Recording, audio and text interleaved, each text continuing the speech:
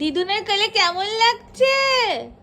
সোনা মাম্মা সোনা মাম্মা ওই যে দেখ মা কি বলছে, তাকাচ্ছে দেখো। কি যেন দেখছে শোকেসটা। মাম্মা ওই যে মাম্মা মাম্মা কাঁথাটা একটু ভালো করে বুকে চাপা দাও তো। অবশ্য ও রাখে না কিছু। হাত দিয়ে সরিয়ে দেয়।